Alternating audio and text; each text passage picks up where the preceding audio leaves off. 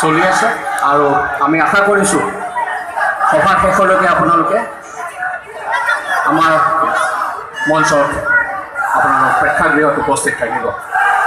আমাৰ মাজত উপস্থিত আছে আমাৰ শ্ৰদ্ধাৰ ওদালগুৰি জিলাৰ উপায়ুক্ত মাননীয় দিলীপ দাস ছাৰ।